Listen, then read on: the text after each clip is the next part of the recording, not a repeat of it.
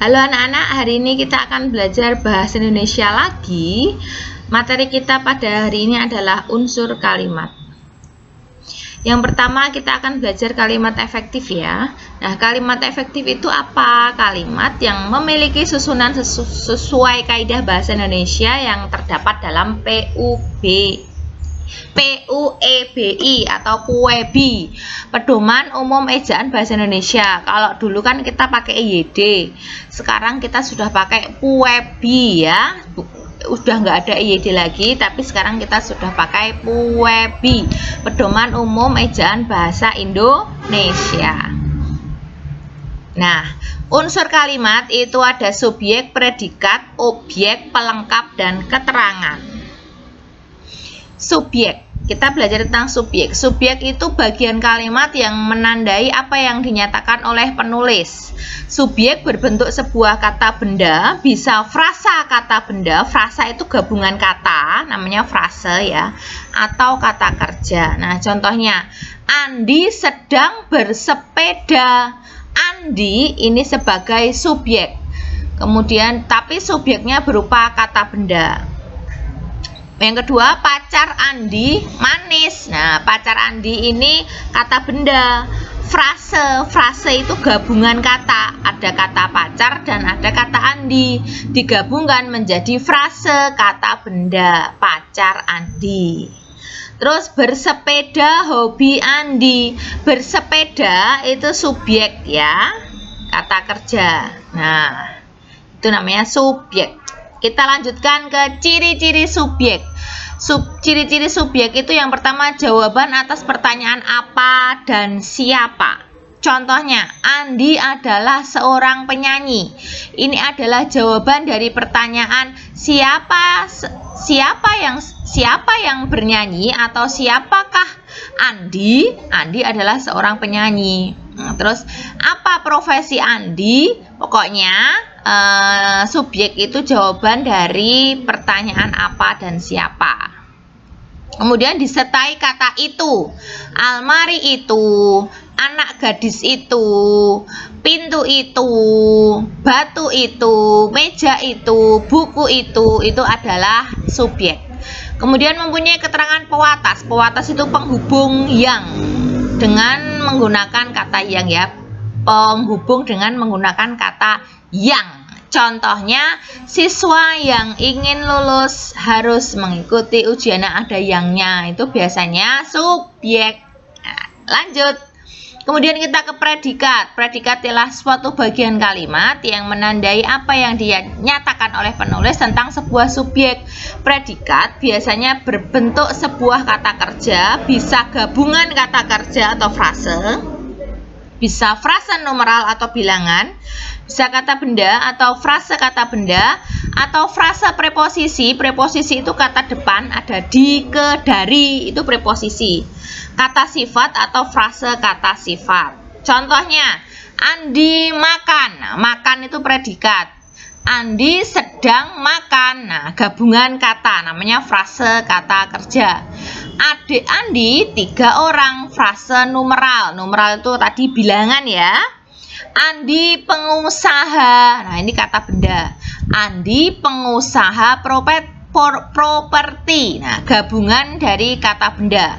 Andi ke kantor. Ke itu preposisi, kata depan. Tadi Bu Yanti bilang preposisi itu ada di, ke, dari. Nah, ya, kalau itu Andi ke kantor berarti itu frase preposisi karena ada ke-nya. Ke itu kan preposisi.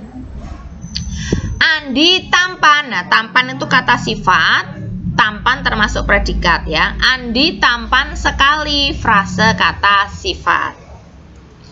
Ciri-ciri predikat ini jawaban dari pertanyaan mengapa dan bagaimana. Terus berupa adalah, ialah, boleh menjadi predikat.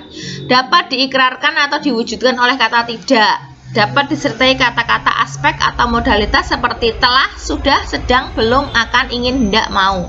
Bisa dijadikan predikat.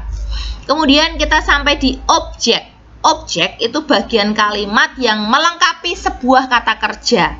Objek itu bisa berbentuk sebuah kata benda, bisa juga frase kata benda. Nah, bagian kalimat objek ini ya, objek ini terletak setelah predikat. Nah, kata kerja aktif transitif ini, kata kerja aktif transitif ini membutuhkan objek. Jadi kalau ada kalimat transitif itu kalimat yang butuh objek. Kalau kalimat intransitif, kalimat yang tidak butuh objek tapi dia menggunakan pelengkap. Nah, sekarang objeknya Jungkook menyayangi Carolina. Nah, Carolinanya objek ya, kata benda. Suga memasukkan bukunya ke dalam tas, objek. Jimin memerankan sang pangeran objek, frase kata benda, gabungan dari kata benda. Oke, kalau Jungkook menyayangi Carolina, Jungkooknya subjek, menyayangi predikat, Carolina objek. Suga memasukkan bukunya ke dalam tas, Suga subjek, memasukkan predikat, bukunya ke dalam tas, objek, gitu ya. Ciri-ciri objek langsung di belakang predikat, dapat menjadi subjek kalimat pasif, bisa dibalik. Bu Yanti makan roti, bisa dibalik, roti kan objek, roti dimakan Bu Yanti, nah bisa. Tidak didahului preposisi tadi kata depan dikedari, didahului kata bahwa, ada kalimat yang didahului kata bahwa. Nah, setelah kata bahwa itu menjadi objek. Contohnya, saya mengatakan bahwa kita harus rapat. Nah, saya subjek mengatakan predikat bahwa kita harus rapat, semua itu objek.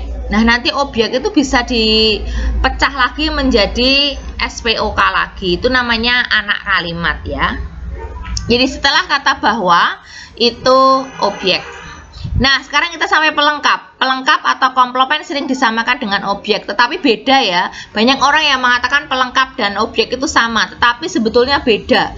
Kalau pelengkap ini objeknya tidak bisa menjadi subjek jika kalimat dipasifkan. Tadi kan kalau objek bisa dipasifkan, Bu Yanti makan roti, roti dimakan Bu Yanti. Tapi kalau pelengkap tidak bisa dibalik, tidak bisa dipasifkan. Ya, pelengkap mengikuti suatu predikat yang berimbuhan beran, berkan, dan kata-kata khusus. Kita lihat contohnya, agil bertubuh kekar. Beragil subjek, bertubuh predikat, kekar itu bukan objek, kekar itu pelengkap. Agil bercucuran keringat, keringat pelengkap. Nah, tadi kan pelengkap itu setelah kata yang berimbuhan beran, bercucuran. Nah, bertubuh, ada kata dasarnya kan tubuh, mendapat imbuhan ya kan. Kamar agil berhiaskan, lampu warna-warni. Lampu warna-warni itu unsur kalimatnya pelengkap. Keputusan hakim berdasarkan hukum, hukum pelengkap. Agil menjadi manajer, manajer juga pelengkap. Nah, ciri-ciri pelengkap itu terletak di belakang predikat, dan ciri ini sama dengan objek. Perbedaannya kalau objek langsung di belakang predikat, tapi kalau pelengkap masih bisa disisipi objek. Kita sampai di keterangan. Keterangan menjelaskan bagaimana, di mana, kapan peristiwa yang dinyatakan dalam kalimat terjadi. Keterangan dalam kalimat berfungsi sebagai penambah atau pelengkap saja. Bisa diletakkan di depan maupun di belakang kalimat. Ingat ya, kalau di depan itu harus diberi koma. Nanti Bu Yanti akan jelaskan. Nah, ini macam-macam keterangan. Ada keterangan waktu, keterangan tempat, keterangan alat, keterangan cara, keterangan tujuan, dan keterangan penyerta. Contoh-contohnya itu masih banyak lagi contoh-contohnya ya. Misalnya keterangan waktu itu bisa nanti malam, kemarin, bulan lalu, 3 hari yang lalu, 1 minggu kemudian, beberapa hari lagi, kemarin, lusa, dan masih banyak hal lain sebagainya ya.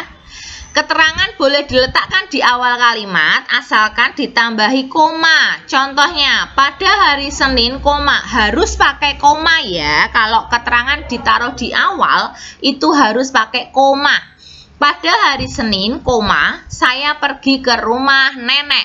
Pada hari Senin, itu keterangan waktu, saya predikat, pergi, saya subjek, pergi predikat, ke rumah nenek keterangan tempat ya. Pada hari Senin keterangan waktu, saya subjek, pergi predikat, ke rumah nenek keterangan tempat.